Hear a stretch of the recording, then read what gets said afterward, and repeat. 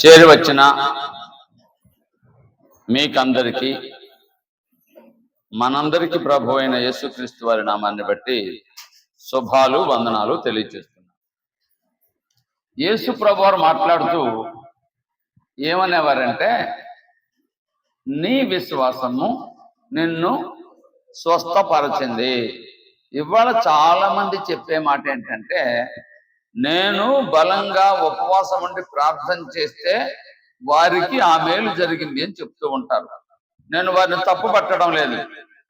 యేసు ప్రభు వారు అన్న మాట ఏమంటే, నేను నిన్ను బాగు చేసిన పదం యేసు ప్రభు వారు ఎన్నడూ ఉపయోగించలేదు. సరిగదా? మరి ఏం ఉపయోగించారు? నీ విశ్వాసము నిన్ను స్వస్థపరచిందని యేసు ప్రభు వారు వారితో మాట్లాడారు. ఒకటి రెండు విషయాలు మనం జ్ఞాపకం చేసుకుందాం. విశ్వాసము అంటే ఏంటి? అసలు యేసు ప్రభు వారు ఆ మాట ఎందుకన్నారు? మీరు ఎప్పుడైనా ఆలోచించారా? బాగుపడినప్పుడు నీ విశ్వాసము నిన్ను స్వస్థపరిచిందని యేసు ప్రభు వారు వారితో మాట్లాడటం మనం వింటాం. మత్తయి సువార్త 8వ అధ్యాయము, మత్తయి సువార్త 8వ అధ్యాయము 3వ వచనం చదివితే, చెయ్యి చాపి వాడిని ముట్టి, నాకిష్టమే, నీవు శుద్ధుడు కమ్మని చెప్పగా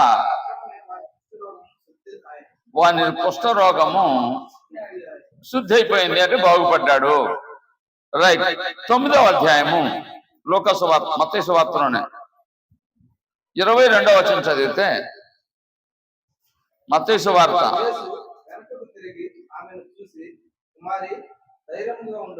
ధైర్యముగా ఉండు.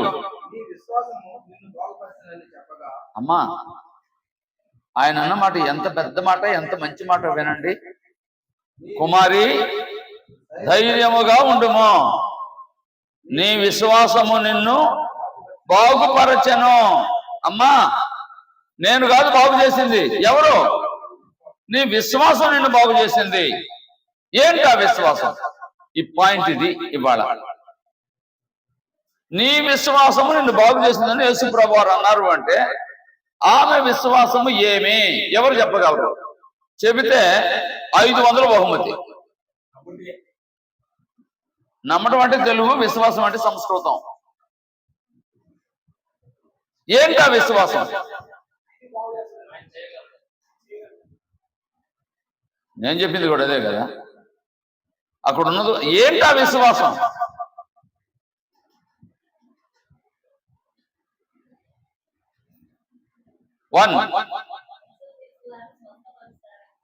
వీళ్ళు చెప్పింది కూడా అదే. 2 అదే, అది 3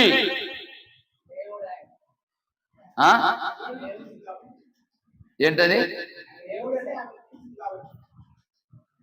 మీ పేరేం పేరు? రైట్. ఏమని గుర్తించింది? మరి ఆయన పంపించినాడు ఎవరు? అసలు దేవుడు ఎవరు?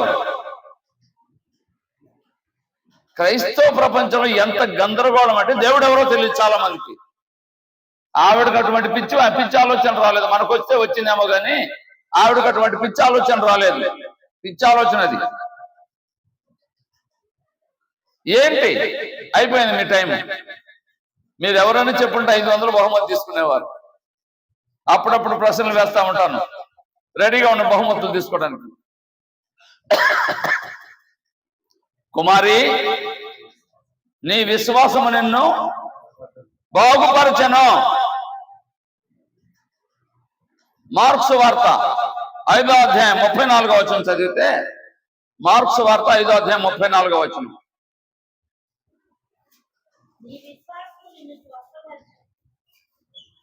నీ విశ్వాసము నిన్ను బాగు చేసిన ఒక చోట, నీ విశ్వాసం నిన్ను స్వస్థపరిచిన ఒక చోట వ్రాయబడింది. అలాగే 10:52 చదివితే, మార్క్సు వార్త 10వ అధ్యాయం 52వ వచనం, 10:52, నీ విశ్వాసము నిన్ను స్వస్థపరచెను. లూకా 8:48. వస్తాను. లూకా 8:48.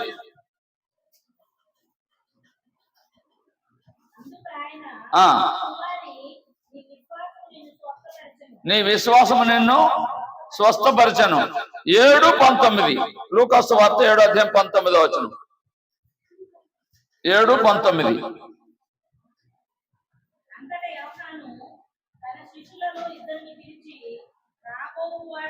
అమ్మా లూకా సువార్తేనా? 7:19. నేను పొరపడ్డానైతే. 18:42 చదవండి.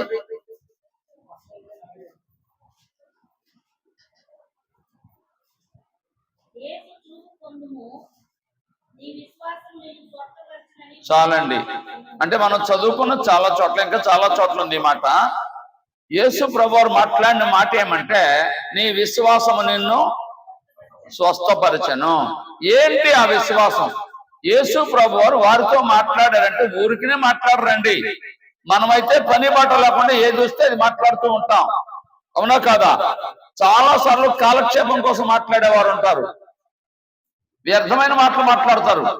కానీ యేసు ప్రభువారు ఎన్నడూ అటువంటి మాటలు మాట్లాడరు. మరి ఏంటది?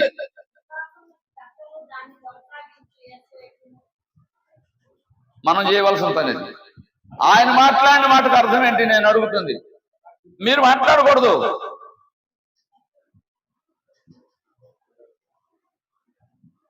యేసు ప్రభువారు అన్న మాట ఏమంటే, నీ విశ్వాసము నిన్ను స్వస్థపరి. ఏంటది? ఎవరు చెప్పగలరు? ఇప్పుడే కదా వాళ్ళు చెప్పారు. తెలుగులో నమ్మకము అంటారు, సంస్కృతంలో విశ్వాసం అంటారు. రెండు ఒకటే. నమ్మకం అన్నా విశ్వాసం అన్నా. హీబ్రూలో ఆమన్ అంటారు. అన్ని ఒకటే. అమ్మ ఆగు ఆగు, ప్రసంగం వద్దు, ఆగు. జాగ్రత్తగా విందాం, జాగ్రత్తగా విందాం. దేవుని మాటని జాగ్రత్తగా విందాం. అంటే ఎంతసేపు నేను ఎందుకు ఆ పాయింట్ నిలబెట్టానంటే ఆలోచిస్తారని. ఇంకెన్నటన్నిటికీ మర్చిపోలేరు ఈ ఆలోచన మీరు భూమి మీద ఉన్నంత కాలం. అది బైబిల్ అంటే అలా ఉండాలి. ఏదో ఇంత నేర్చుకునే కంటే ఒక్క మాట చాలు ఇవాళ. విశ్వాసం అంటే ఏంటి? యేసు ప్రభు దగ్గరికి వచ్చిన వారందరూ ఎలా వచ్చారో తెలుసా? రోగులు. ఎప్పుడైనా ఆలోచించారా? ఏమని పిలిచేవారు? యేసు ప్రభు దగ్గరకు వచ్చిన వారు ఏమని సంబోధించేవారు యేసు ప్రభుని? ఎవరో చెప్పారండి, దావీదు కుమారుడా, దావీదు కుమారుడా, మమ్మను కరుణించు, మా యందు దయ చూపించు, మన బాగు చేయనేవారు. ఏంటది? దావీదు కుమారుడా. దావీదు కుమారుడని ఎవరు చెప్పారు? యేసు ప్రభు దావీదు కుమారుడని.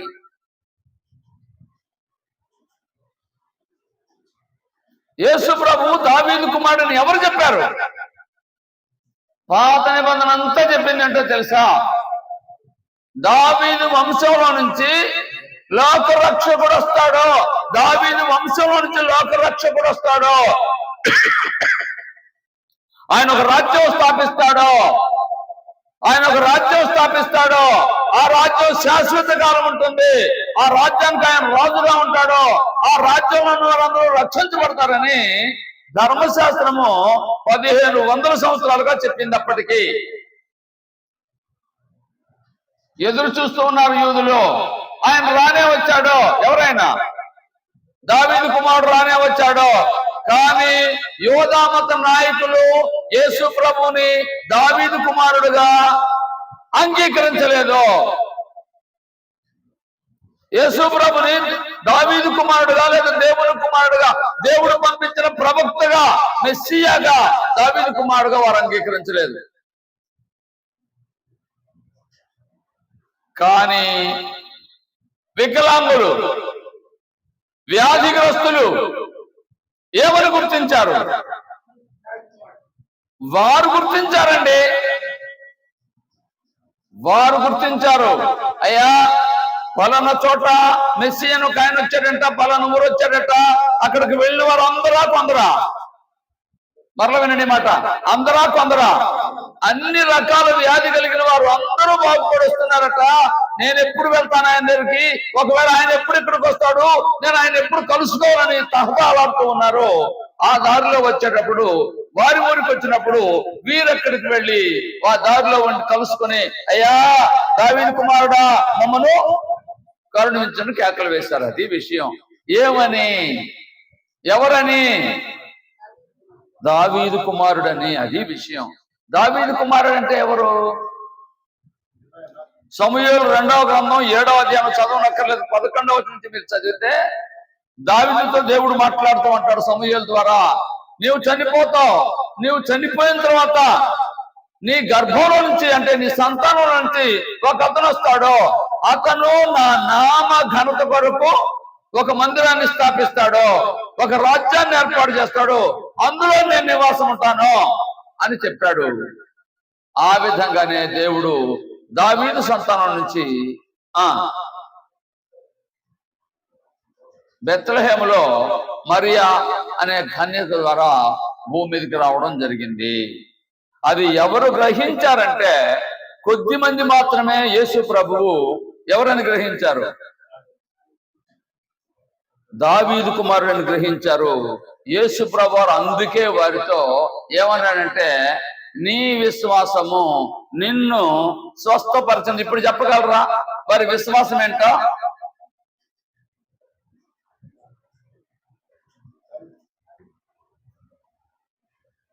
ధర్మశాస్త్రంలో దేవుడు దావీదుకు వాగ్దానం చేసినటువంటి మెస్సియా ఈయనే, మెస్సియా ఈయనే, ఈయనే నా రోగాన్ని బాగు చేయగలవాడు అనేది వారి విశ్వాసము.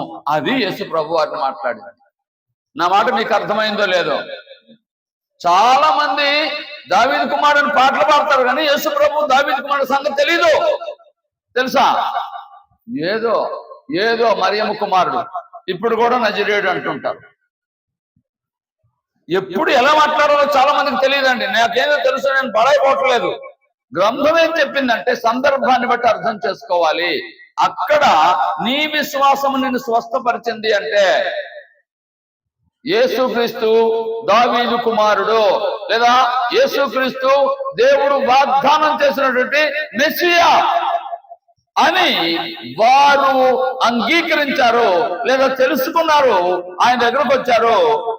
స్వస్థత పడగోరుచున్నావా అంటాడు యేసు ప్రభు. ఏంటంట? అవునయ్యా అని అంటారు. నేను చేయగలను నమ్ముతున్నామంటే అవునయ్యా నేను నమ్ముతున్నాను అంటారు. అంటే అర్థం ఏంటి? ఒక మనుషుడు బాగు చేస్తాడని ఎవరైనా నమ్ముతారా? ఒక మనిషి మామూలు మనిషి అయితే బాగు చేస్తాడని నమ్ముతారా? లేదు కదా.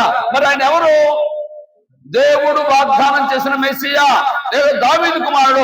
ఆయనకు ఆ శక్తి ఉంది, దేవుడు ఇచ్చాడు, దేవుడు పంపించాడు, దేవుడు కుమారుడు అన్నట్టుగా వారు విశ్వసించిన కారణంగా యేసు ప్రభు వారు ఆ మాట వారితో అన్నారు. నా మాట అర్థమైంది ఇప్పుడు? ఇప్పుడు చెప్పండి, నీ విశ్వాసం నిన్ను స్వస్థపరిచిందంటే ఏంటది? దేవుడు పంపించిన దావీదు కుమారుడు లేదా మెస్సియా అని వారికి అర్థమైంది. అది యేసు ప్రభు మాట్లాడింది. నీ విశ్వాసం అంటే అది. ఇప్పుడు అర్థమైందండి? రైట్. విశ్వాసం అంటే ఏంటో కొద్దిసేపు మనం ఆలోచన చేద్దాం. విశ్వాసం అనే మాటకు అర్థం ఏంటి? ఇప్పుడు చెప్పండి, విశ్వాసం అంటే ఏంటి?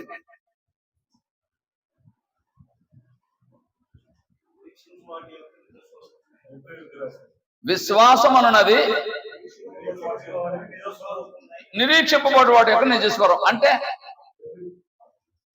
వచనం అందరికి కంటదే, భావం తెలియద్దు. నేను మధ్యాహ్నం చెప్పాను, నేను తప్ప వేరొక దేవుడు లేడని 10 ఆజ్ఞల్లో ఒక ఆజ్ఞ ఇశ్రాయేలుకు అందరికీ కంటదే. కంటదా కాదా? నమ్మారా నమ్మలేదా? కంటత చేయటం వేరు, నమ్మడం వేరు. ఇప్పుడు చెప్పండి, అయితే విశ్వాసం అంటే నిరీక్షింపబడి వాటి యొక్క నిజ స్వరూపం అన్నారు. ఏంటి విశ్వాసం అంటే? ఇప్పుడు చెప్పండి. అయితే నిర్వచనం చెప్పేది ఏంటది? ఎవరు చెప్తారు? 100 రూపాయలు. విశ్వాసం అంటే మీరు చెప్పినట్టుగా నిరీక్షింపబడి వాటి యొక్క నిజ స్వరూపం. నిరీక్షణ అంటే ఏంటి? ఎదురు చూడటం అంటే ఏంటి? మీరు చెప్పేది రైటే. ఎదురు చూడటం అంటే ఏంటి? అదే ఎదురు చూడటం అన్నా, కనిపెట్టడం అన్నా, వెయిటింగ్ అన్నా అంటే ఏంటి? 50 రూపాయలు ఇవాళ వస్తాడేనా?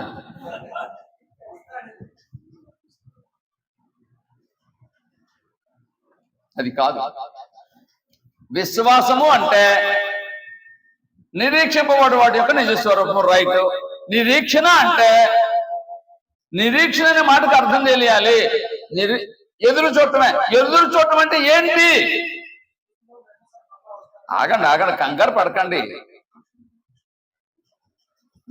నిరీక్షణ అంటే దేవుడు చెప్పిన మాటను నెరవేరుస్తాడని నమ్మటమే నిరీక్షణ.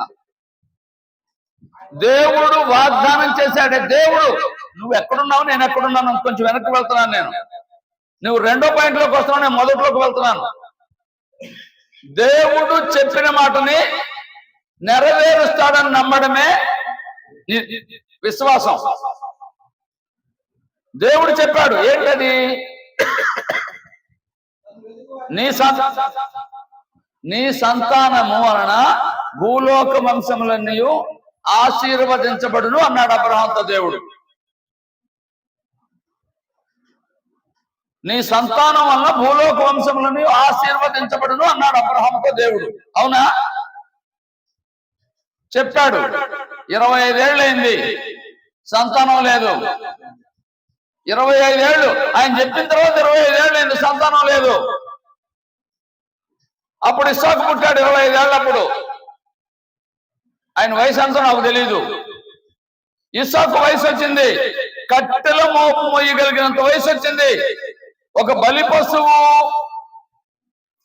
పశువుని వధించిన తర్వాత ఆ బలి పశువుని కాల్చడానికి ఎన్ని కట్టెలు మొయ్యగలడో ఒకడు, అన్ని కట్టెలు మొయ్యగలిగిన శక్తి అతనికి వచ్చింది ఇస్సాక్కి. ఇప్పుడు చెప్పండి, అతను వయసు ఎంత ఉండదు ఇంచుమించుగా?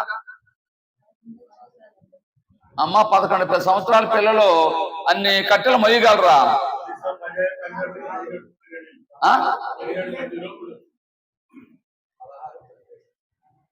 మీ పిల్లలకి 15 ఏళ్ళకి పెళ్లి చేస్తారా? నాకు తెలియదు కానీ వివరాలు. అంటే ఎందుకు చెప్తున్నాడు, గ్రంథంలో లేదు. మనం ఆలోచిస్తే బలమైనటువంటి యవనస్తుడైతేనే కట్టెలు మొయ్యగలిగిన వాడు. ఒకవేళ 10-15 సంవత్సరాల పిల్లవాడు మోస్తానన్నారా, నువ్వు మొయ్యలేవరా అంటారు. 10th క్లాస్ లోపల పిల్లలకి మీరు ఏమైనా పని చెప్తారా? సింపుల్ గా తక్కువ పని చెప్తారు కానీ బలమైన పని చెప్పలేరు కదా. ఆలోచించండి. కనీసం బాలుడై ఉండడు, బాలుడని రాయలేదు. ఎంతోన్నా కానీ కొంచెం వయసు వచ్చింది. ఆ వయసు వచ్చిన తర్వాత బలి ఇవ్వమన్నాడు.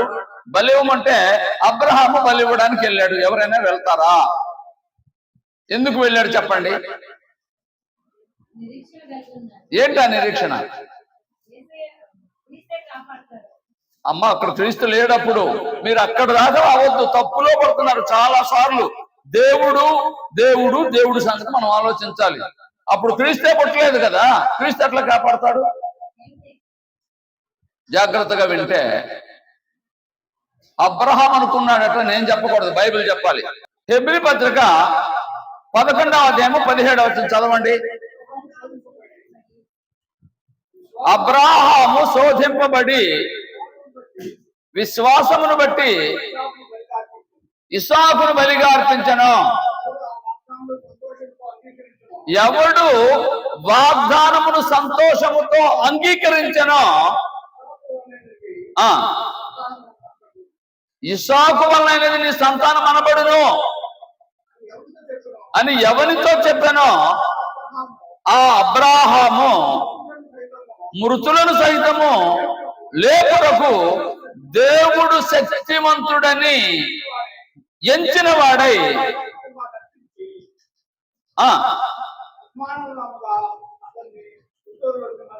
విన్నారండి? అబ్రహాముని దేవుడు బలి ఇవ్వమని అడిగితే అబ్రహాము నమ్మాడట. నేను చెప్పడం లేదు, పరిశుద్ధాత్మను మాట్లాడుతున్నాడు అబ్రహాము గురించి. ఇస్సాకు వలన నీ సంతానం అనబడు అన్నాడు దేవుడు అబ్రహాముతో. మరలా ఇస్సాకుని బలి ఇవ్వమంటున్నాడు. ఇస్సాకును బలిస్తే లోకరక్షకుడు ఎక్కడి నుంచి రావాలి? ఇస్సాకుల నుంచి రావాలి. ఇస్సాకుని ఇచ్చిన దేవుడు, ఇస్సాకు వలన సంతానం కలుగుతుంది, ఆ సంతానం నుంచి లోకరక్షకుడు వస్తాడని దేవుడు అబ్రహాముకు దేవుడు వాగ్దానం చేశాడు. వాగ్దానం చేసిన దేవుడు మరలా ఇస్సాకును బలి ఇవ్వమని ప్రశ్నించాడు, అడిగాడు. అడిగితే అబ్రహాం అనుకున్నాడట, అవును ఇస్సాకు వలన నీ సంతానం అనబడి అన్నాడు, భూలోక వంశాలన్నీ ఆ సంతానం వలన ఆశీర్వదించబడి అన్నాడు. ఇప్పుడేమో ఇస్సాకుని బలివ్వమంటున్నాడు. ఒకవేళ నేను ఇస్సాకుని బలిస్తే సంతానం లేదు కదా, ఇస్సాకి వివాహమే కాలేదు కదా, సంతానం లేదు కదా, అంటే సంతానం లేకుండా గతించిపోతుంది. ఇస్సాకుని నేను బలిస్తే సంతానం లేకుండా పోతే లోకరక్షకుడు ఎలా వస్తాడు? ఇస్సాకు వల్ల అయింది అన్నాడు కదా, కాబట్టి ఇస్సాకు దేవుడు ఏం చేస్తాడు? ఖచ్చితంగా బ్రతికిస్తాడు. ఎందుకు బ్రతికిస్తాడు? లోకరక్షకుడు రావాలంటే ఇస్సాకు వివాహం చేసుకోవాలి, ఇస్సాకు సంతానం నుంచి లోకరక్షకుడు రావాలి అని అబ్రహాము ఇస్సాకును బలి ఇవ్వడానికి కత్తెత్తాడు. అప్పుడు దేవుడు, అబ్రహాం నిన్ను నేను పరీక్షించాను, నీ విశ్వాసం ఏంటి ఇప్పుడు నాకు అర్థమైంది, తెలిసింది. ఏంటి ఆ విశ్వాసం? నేను బ్రతికిస్తానని ఇస్సాకు వల్ల సంతానం అన్నాను కాబట్టి ఆ మాటను నమ్మి నీ కుమారుని బలి ఇవ్వడానికి వెనకాడలేదు. దీన్ని బట్టి నీ విశ్వాసం నాకు అర్థమైందని దేవుడు అతన్ని ఇవ్వక్కర్లేదు, అదుగు అక్కడికి వెళ్ళు, పలానా చోట పొట్టేలు ఉంది, దాన్ని తీసుకొచ్చామని చెప్పాడు. అర్థమైంది ఇప్పుడు విశ్వాసం అంటే? ఇప్పుడు అర్థమైందా మీకు ఏంటి విశ్వాసం అంటే? దేవుడు చెప్పిన మాటని నెరవేర్చుతాడని నమ్మడమే విశ్వాసము. అది అయితే ఇప్పుడు నేను ఇంకొక మాట చెప్తాను. విశ్వాసం అంటే అర్థమైంది కదా, దేవుడు చెప్పిన మాటని నెరవేర్చేవాడు దేవుడు, నెరవేర్చే శక్తి కలిగిన వాడు దేవుడు, ఆయన అబద్ధమాడు అని ఎవరు గట్టిగా నమ్ముతారో అది విశ్వాసం. సరే, దేవుడు అది పాత నిబంధన అయిపోయింది, ధర్మశాస్త్రం అయిపోయింది. యేసు ప్రభువును భూమి మీదకు పంపించాడు. యేసు ప్రభువు వచ్చి ఏం చెప్పారు ఎప్పుడైనా విన్నారా? ఈ బండ మీద నా సంఘమును కట్టుదును, పాతాళ లోక ద్వారములు దాని ఎదుట నిలువనేరవు. అంటే యేసు ప్రభువు సంఘంలో ఎవరుంటారో ఆ సంఘంలో ఉన్న వారిని పాతాళం ఏం చేయదు. పాతాళ లోక ద్వారములు దాని ఎదుట నిలువనేరవు. అంటే పాతాళం క్రీస్తు సంఘాన్ని ఏమి చేయలేదు. అది మన గొప్పతనమా, ఆయన గొప్పతనమా?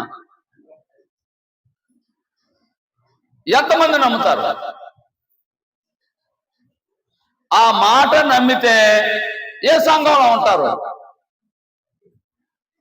ఆ మాట నిజంగా నమ్మితే యేసు ప్రభువు చెప్పాడు నెరవేరుస్తాడో లేదా?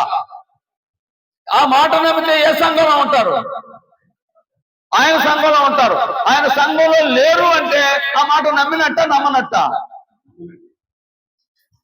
మీరైతే చెప్తారులేండి, అందులో ఉన్నారు కాబట్టి. మీరు చెప్పింది రైతే. నిజంగా మనం ఆలోచన చేస్తే విశ్వాసం అంటే ఏంటి? దేవుడు చెప్పిన మాటను నమ్మటమే పాత నిబంధన, ధర్మశాస్త్రం, పితరుల కాలంలో విశ్వాసము. మరి క్రొత్త నిబంధనలో దేవుడు పంపించాడు కదా, దేవుని కుమారుడు కదా. ఈయన ఎవరు? యేసు ప్రభు దేవుని కుమారుడేనా?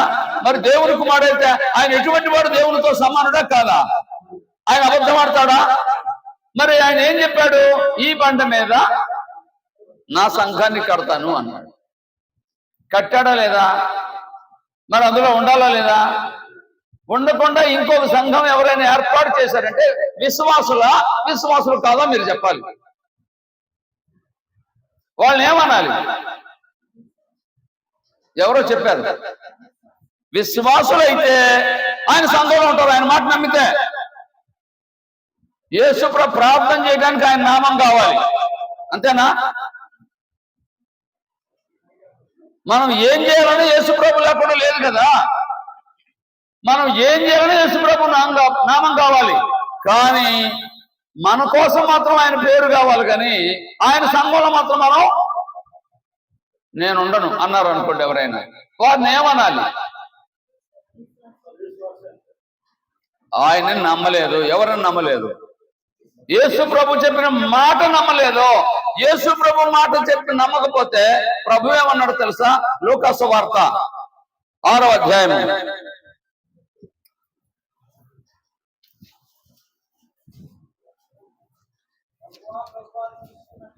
నెమ్మదిగా, కొంచెం దగ్గరగా. నేను చెప్పిన మాటల ప్రకారం చేయక, మీరు సగంలో చదివారు 6:46. నేను చెప్పు మాటల ప్రకారం మీరు చేయక అని నన్ను పిలవడం ఎందుకు? అయ్యా అమ్మా ఇంకొకసారి వినండి. ఆయన చెప్పింది ఏంటి? నేను ఒక సంఘాన్ని కడతాను అని చెప్పారు. చెప్పారా లేదా? అది నమ్మితే ఎక్కడ ఉండాలి? ఆయన సంఘంలో ఉండాలి. ఆయన ఏమంటున్నాడు? నేను చెప్పిన మాటల ప్రకారం మీరు చేయక ప్రభువా ప్రభువా ప్రభువా ప్రభువా అని కేకలు వేస్తారు ఎందుకు? ఆ తర్వాత నా మాటలు విని వాటి చొప్పున చేయ ప్రతి వాడు తెలియచేస్తాను.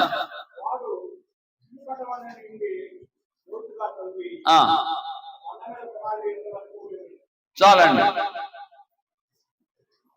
బండ మీద పునాది వేసిన వాళ్ళంటే గట్టి పునాది వేసుకోవాలి. గట్టి పునాది ఏంటి అంటే యేసు ప్రభు చెప్పిన మాటల ప్రకారంగా చేయటమే విశ్వాసము. అదే గట్టి పునాది. నాకు తెలిసి ఓ గ్రామం ఉంది. నేను చూస్తుండగా అక్కడ 3 చర్చ్ అంటే ఒకే స్థలంలో 3 సార్లు చర్చి బిల్డింగ్ కట్టారు, పడకోలు తోశారు, మళ్ళీ కట్టారు. అంటే ఎలా కట్టలేదని దాని అర్థం గట్టిగా లేదు, తాత్కాలికంగా అప్పటికప్పుడు వేశారు. స్లాబే మరలా ఇప్పుడు బలంగా కట్టారు. నేను అన్నాను, ఎందుకు ఇన్నిసార్లు మీరు కడుతున్నారంటే అప్పుడు ఏదో బ్రదర్స్ లేకపోతే తొందర ఎందుకండి, కొంచెం ఆగి నిదానంగా చేసుకోవచ్చు కదంటే తర్వాత బలంగా చేసుకున్నారులేండి. నేను ఎందుకు మాట్లాడుతున్నానంటే కూలిపోయేలాగా మన విశ్వాసం ఉండకూడదు, మన పనులు ఉండకూడదు. ఆయన చెప్పినట్టుగా ఆయన మాట ప్రకారంగా చేస్తే అది విశ్వాసము. అది విశ్వాసం. నేను 2 మాటలే చెప్పాను. పాత నిబంధనకు పూర్వం పితరుల కాలంలో దేవుని మాట నమ్మడమే విశ్వాసము. ధర్మశాస్త్ర కాలంలో ధర్మశాస్త్రాన్ని నమ్మడమే విశ్వాసము. ఇప్పుడైతే యేసు ప్రభు మాట నమ్మడమే విశ్వాసము. ఆయన మాట నమ్మకపోతే, ఆయన చెప్పిన మాట నమ్మకపోతే విశ్వాసము కాదు. విశ్వాసము కాకపోతే ప్రభు ఏమంటున్నాడు? నేను చెప్పిన మాటల ప్రకారం మీరు చేయక ప్రభువా ప్రభు అని పిలవడం ఎందుకు అంటున్నాడు. ఇంకో మాట చదువుదాం. మత్తయి సువార్త 7వ అధ్యాయం 21 నుంచి చదువుదాం. మత్తయి సువార్త 7వ అధ్యాయం. ప్రభువా ప్రభువా అని నన్ను పిలిచే ప్రతి వాడును ఎక్కడ ప్రవేశించడు? పరలోక రాజ్యం అంటే ఏంటి? పరలోక రాజ్యం అంటే ఏంటి? ప్రభువా ప్రభువా అని పిలిచే ప్రతి వాడు పరలోక రాజ్యంలో ప్రవేశించడు అన్నాడు. పరలోక రాజ్యం అంటే ఏంటి అంటే 2 పదాలు చెప్తాను, బైబిల్లో పదాలు. పరలోకము అని ఒక పదం ఉంది, పరలోక రాజ్యం అని ఇంకొక పదం ఉంది. పరలోకం అంటే దేవుడు ఉండే లోకం, పరలోక రాజ్యం అంటే దేవుడు ఉండే రాజ్యానికి సంబంధించినటువంటి భూమి మీద ఉన్న రాజ్యం, ఆత్మ సంబంధమైన రాజ్యం పరలోకం. అదేమో పరలోకం, ఇదేమో దానికి సంబంధించినటువంటి రాజ్యం, పరలోక రాజ్యం. దాన్ని ఇంగ్లీషులో చక్కగా వివరించారు. హెవెన్ అన్నారు పరలోకాన్ని, హెవెన్ అన్నారు. పరలోక రాజ్యం అన్నారు, పరలోక రాజ్యాన్ని ఏమన్నారు? కింగ్డమ్ ఆఫ్ హెవెన్ అన్నారు. కింగ్డమ్ ఆఫ్ హెవెన్ అంటే పరలోకానికి సంబంధించినటువంటి రాజ్యం, దానికి సంబంధించిన రాజ్యం. పరలోకం వేరు, పరలోక రాజ్యం వేరు. ఇప్పుడు చెప్పండి అయితే, నా ప్రభువా ప్రభువా అని పిలుచు ప్రతి వాడు పరలోక రాజ్యంలో, అంటే ప్రార్థన చేసే వాళ్ళందరూ పరలోక రాజ్యంలో సంఘంలో చేరరు. పరలోకమందున్న నా తండ్రి చిత్త ప్రకారం చేయవారు పరలోక రాజ్యంలో ప్రవేశిస్తారు. అంటే సంఘంలో ప్రవేశించాలంటే ఏం చేయాలి? దేవుడికి ఒక చిత్తం ఉంది. జగత్తు పునాది వేయబడక మునిపే దేవుడు తన కుమారుని పంపించి భూమి మీద ఒక సంఘం ఏర్పాటు చేయాలని, ఆ సంఘంలో ఉన్న వారు పరిశుద్ధులుగా నిర్దోషులుగా ఉండాలని, ఆ నిర్దోషులుగా ఉన్న వారిని మరల వచ్చి తీసుకువెళ్ళాలనేది దేవుని సంకల్పము. అది తెలుసుకోకుండా నేను విశ్వాసిని అంటే విశ్వాసులు అవుతారా? కారు. కాబట్టి నీ విశ్వాసవా కాదా ముందు నిన్ను నువ్వు పరీక్షించుకో. మధ్యాహ్నం మనం విన్నాం, మీరు ఎంతమంది వచ్చారో నాకు తెలియదు, కానీ వివేకం కలిగి ప్రవర్తించాలి. విషయాన్ని ప్రమాణం చేత పరిశీలన చేసి తెలుసుకోవాలి. ఇప్పుడు నువ్వు ఎప్పుడైనా పరిశీలన చేసావా? అసలు పరలోక రాజ్యం ఏంటంటే మీకు తెలుసా? తెలీదు చాలా మందికి. పరలోక రాజ్యాన్ని పరలోకంగా కొట్టేస్తూ ఉంటారు. ముందు పరలోక రాజ్యంలో చేరితే ఇక్కడ ఉన్నవాడు తర్వాత అక్కడికి వెళ్తాడు. అంతేగాని ఇక్కడ చేరకుండా యేసుప్రభు లేకుండా అక్కడికి వెళ్ళాలి అంటే ఒక ఆయన ప్రయత్నం చేశాడు. యేసుప్రభు లేకుండా పరలోకం వెళ్ళాలని ఆయన ప్రార్థన పరలోకం వెళ్ళాలని ప్రయత్నం చేశాడు. ఎవరు అతను? యేసుప్రభు తెలియకుండా, యేసుప్రభు లేకుండా డైరెక్ట్ గా దేవుడే కావాలన్నాడు. ఆయన ఎవరో నాకు తెలియదయ్యా, నువ్వే నాకు కావాలన్నాడు. ఎవరైనా కొర్నేలి ప్రార్థనాపరుడు, ధర్మ కార్యాలు చేసేవాడు, యథార్థవంతుడు, ప్రజలందరి వల్ల మంచి పేరు పొందినవాడు. మంచివాడా చెడ్డవాడా? ఆయన ప్రార్థన చేస్తే పరలోకం దాకా వెళ్ళింది. వెళితే ఎవరు లేరు అక్కడ. ఈ నామమును తప్ప వేరొక నామమున రక్షణ లేదు. అతనికి తెలియలేదు ఆ విషయం. కొర్నేలికి తెలియలేదు. దేవదూతను పంపించి ఇతనికి తెలియక పొరపడ్డాడు, వెళ్ళి చెప్పు, పేతురున్నాడు, పేతురు దగ్గరికి వెళితే పేతురు వచ్చి చెప్తాడు, ఏ మాట వల్ల రక్షణ పొందుతాడో ఆ మాట పేతురు చెప్తాడని చెప్పని దేవదూత నుంచి మళ్ళీ వెనక్కి పంపించాడు. దేవదూత వచ్చి పేతురుతో మాట్లాడుతుంది, కొర్నేలితో, కొర్నేలి, నీ ప్రార్థనలు నీ ధర్మ కార్యాలు జ్ఞాపకార్థంగా చేరాయి, కానీ నీకు నీ ఇంటి వారికి రక్షణ లేదు. డైరెక్ట్ గా చేస్తే కుదరదు. కాబట్టి నువ్వు పేతురుని పిలిపించుకో. పేతురు వచ్చి నీవు నీ ఇంటి వారు ఏ మాట వలన రక్షణ పొందుతారో ఆ మాట అతను నీకుతో చెప్తాడని చెప్తే అప్పుడు కొర్నేలి పేతురుని పిలిపించుకున్నాడు. పేతురు అతను సువార్త బోధించాడు. అతను అతనింటి వారు విశ్వసించి రక్షించబడ్డారు. అతను అతనింటి వారు ఏమని విశ్వసించారు? యేసు దేవుని కుమారుడని విశ్వసించారు. బాప్తిసం పొందేటప్పుడు ఏమని, అసలు బాప్తిసం పొందేవాడు ఏమని నమ్మాలి? యేసు దేవుని కుమారుడని నమ్మాలి. అసలు మనం దేవుల్లో ఉండాలంటే మనం ఏమని నమ్మాలి? యోహాను రాసిన పత్రిక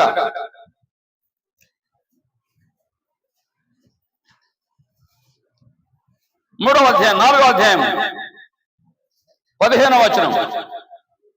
యోహాను రాసిన పత్రిక, సువార్త కాదు, 4వ అధ్యాయం 15వ వచనం. యేసు దేవుని కుమారుడని ఎవడు ఒప్పుకొనునో, వానిలో దేవుడు ఉంటాడండి. ఏమని ఒప్పుకోవాలి? దేవుని కుమారుడైనా దేవుడైనా? మనం ఏమని ఒప్పుకుంటాం? సాధారణంగా మన నమ్మకాలు ఏంటి? ఆయన ఎవరో నాకు తెలియదు, అంతా నువ్వేనంటారా లేదా? అసలు యేసుప్రభు వారు ఎవరు? వాళ్ళు నమ్మింది ఏమని? దేవుడైనా దేవుని కుమారుడైనా? యేసుప్రభు కాలంలో రోగులుగా ఉన్నారు. యేసుప్రభు దగ్గరికి వచ్చారు, ఏమని నమ్మారు? దావీదు కుమారుడు అంటే దేవుడి కుమారుడైనా దేవుడైనా? ఏంటంటే మన వాళ్ళు అంత అమాయకంగా ఉంటారు. పరిశుద్ధాత్ముడు ఆయన దేవుని కుమారుడు అని చెప్తుంటే అయ్యా కాదు, ఆయన చెప్తే చెప్పాము మేము నమ్మం అంటారేంటి? మనం ఏమని నమ్మాలి? దేవుని కుమారుడు అని నమ్మితే ఇంకోసారి చదవండి అన్నమాట. ఎవడు ఒప్పుకొనునో వానిలో దేవుడు నిలిచి ఉన్నాడు, వాడు దేవుని యందు ఉంటాడు. ఇప్పుడు చెప్పండి, మనం దేవునిలో ఉండాలంటే, మనలో దేవుడు ఉండాలంటే మనం ఏమని నమ్మాలి? వారు బాగుపడ్డారంటే ఏమి నమ్మితే బాగుపడ్డారు? దేవుడు పంపించాడు దావీదు కుమారుడు అని నమ్మారు. దావీదు కుమారుని దేవుని కుమారుడు అంటారు.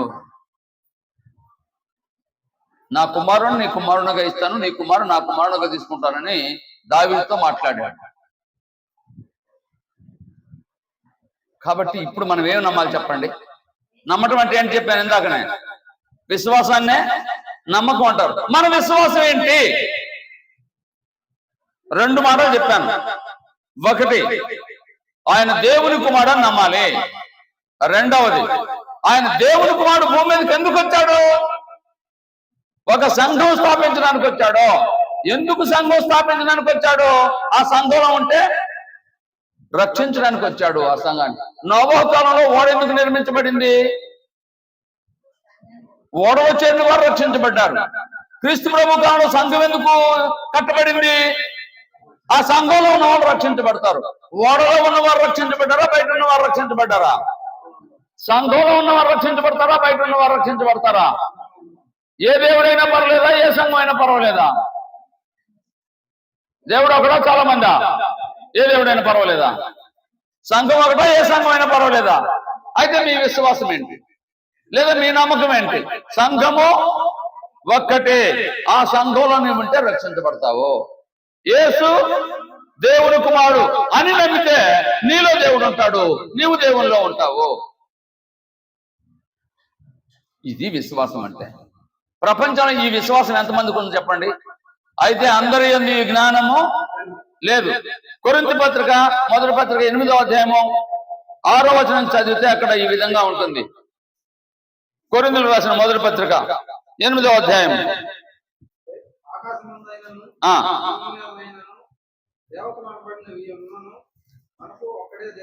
ఒక్కడే దేవుడు ఉన్నాడు, ఆయన తండ్రి. అంటే దేవుడు అంటే ఎవరు? ఇప్పుడు చెప్పండి, దేవుడు అంటే ఎవరు? తండ్రి. తండ్రి అంటే ఎవరికి తండ్రి? మనకు తండ్రి, యేసు ప్రభు కూడా తండ్రి. ఆయన తండ్రి అంటే, ఆయన దేవుడు అంటే. రెండో మాట అక్కడే,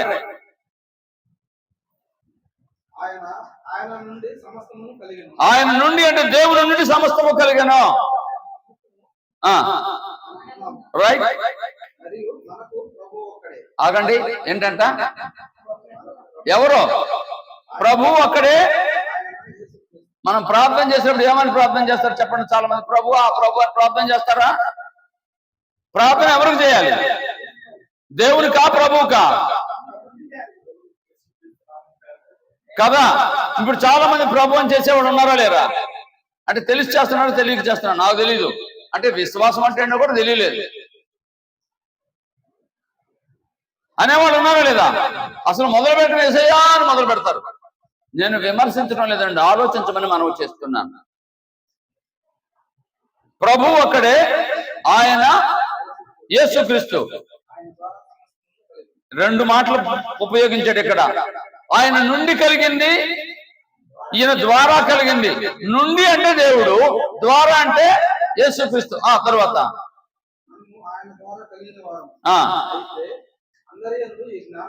అయ్యా అమ్మా ఇంకోసారి వినండి.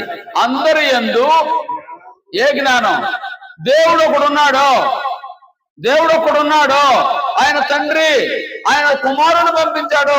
ఈయన మనకి ప్రభువు.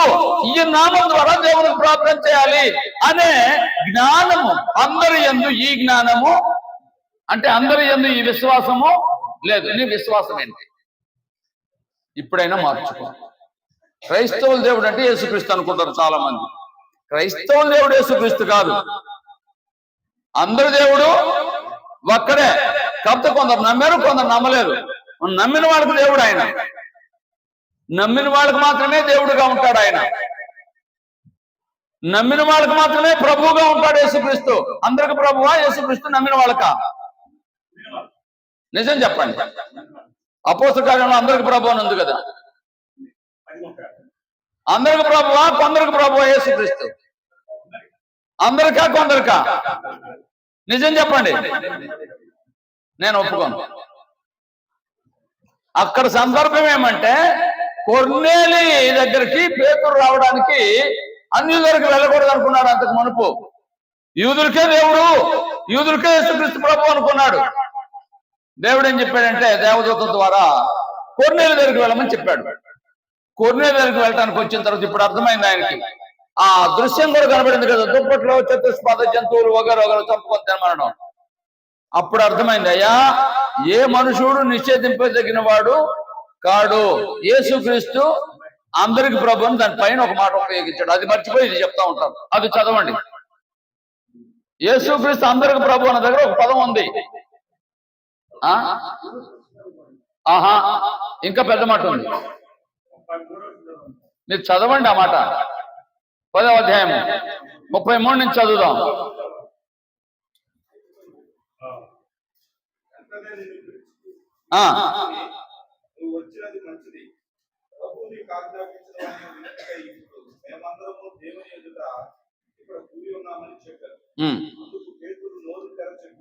రైట్, పేతురు మాట్లాడుతున్నాడు.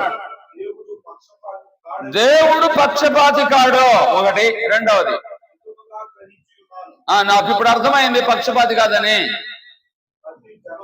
ప్రతి జనములోనూ దేవునికి భయపడి నీతిగా నడుచుకుని వారిని ఆయన అంగీకరిస్తాడు. మరలా వినండి, ప్రతి జనములోనూ దేవునికి భయపడి నీతిగా నడుచుకునే వారిని ఆయన అంగీకరిస్తాడు. తరువాత ఎందరికి అంటే ప్రతి జనములోనూ ఆయనకు భయపడి నీతిగా నడవాలని ఎవరైతే తీర్మానం చేసుకుని నడుచుకుంటుంటారో వారికి ఆయన దేవుడు, వారికి ఈయన ప్రభువు. నా మాట అర్థమైందా? మా ఊర్లో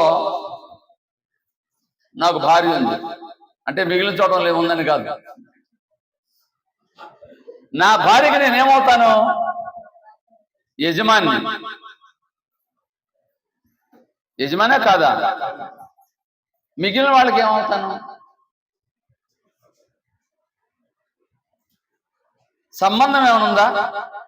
లేదు కదా. ఆమె అయితే నాకు భార్య, ఆమెకు నేను భర్తని. అలాగే ఎవరికి పడితే వాళ్ళకి భార్య నాకు భర్తగా ఉండనుగా, ఉంటానా? ఎవరు పడితే వాళ్ళు వచ్చి నన్ను భర్త అంటారా? నాకే నా భార్య నాకు నన్ను భర్త అంటుంది. వేరొకరంటే ఒప్పుకోను కదా. నేను ఎవరినైనా భార్య అంటే ఒప్పుకుంటారా? అందంగా అంటే ఒప్పుకుంటారా? అయ్యా, ఇది నవ్వులాట కాదు. యేసు ప్రభుకి సంఘం అనే కన్య ప్రదానం చేయబడింది. ఒక్కడే పురుషునికి ప్రదానం చేయబడింది. ఎంతమంది కన్యలు? ఒకరా చాలా మందా? ఏ సంఘమైనా పర్లేదండి అంటే నేను వాళ్ళని విమర్శించడం లేదు. ఒక్కటే సంఘం, ఒక్కడే ప్రభువు. ఆ ప్రభువుకు లోబడిన వారు, ఆయన సంఘంలో ఉన్నవారు, ఆయన సంఘంలో ఉన్నవారు ఎవరు? వాళ్ళు ఆయన అధికారం క్రింద ఉన్నవారు దేవుని పిల్లలు. వారికి ఆయన ప్రభువుగా ఉంటాడు, వారికి ఆయన ప్రభువుగా ఉంటాడు, వారికి ఆయన దేవుడుగా ఉంటాడు. నా మాట అర్థమైందో లేదో? ఆ దేవుని పిల్లలకి దేవుడు, దేవుని పిల్లలకి యేసుక్రీస్తు ప్రభువు, దేవుని పిల్లలకు దేవుడు తండ్రి, దేవుని పిల్లలకి యేసుక్రీస్తు ప్రభువు. ఇది మన విశ్వాసం. చాలా. యేసుక్రీస్తు ఏమవుతాడు మనకి? ప్రభువు. దేవుడు ఏమవుతాడు మనకి? తండ్రి. ఈ ప్రభువు ద్వారా తండ్రి దగ్గర మనము చేరాలి. నా మాట విని నన్ను పంపిన వాని అంత విశ్వాసం ఉంచేవాడు తీర్పులోనికి రాక మరణములో నుండి జీవములోనికి దాటాడు. ఇది విశ్వాసం కలిగి ఉండాలని తెలియజేస్తూ శ్రద్ధగా విన్నందుకు మిమ్మల్ని అభినందిస్తూ నేను మరలా ఒక క్వశ్చన్ వేస్తున్నాను. విశ్వాసం అంటే ఏంటి? దేవుని మాట నమ్మడమే విశ్వాసము. బైబిల్లో ఉన్నదాన్ని నమ్మడమే విశ్వాసము. మీరు అన్ని చోట్లకు వెళ్తున్నారు కదా, లోకంలో బోల్డ్ అనే శాఖలు ఉన్నాయి కదా. ఆ శాఖ పేరు ఏ శాఖ పేరు అని బైబిల్లో ఉందా? హెబ్రోను సంఘం బైబిల్లో ఉందా? బేతేలు సంఘం, మీరు ఏదైనా తీసుకోండి, ఉన్నదా? మరి ఏమని ఉంది బైబిల్లో? క్రీస్తు ప్రభు సంఘం కట్టాడు, క్రీస్తు సంఘం అని ఉంది. దానిలో మనం ఉందామా, ఇంకో సంఘంలో ఉందామా? శ్రద్ధగా వినందుకు మీకు అందరికీ వందనాలు చేస్తూ నాకు అవకాశం ఇచ్చిన సంఘానికి మీకు అందరికి వందనాలు చెప్తూ ముగిస్తున్నాను. అందరికీ వందనాలండి. మరొకసారి వందనాలు.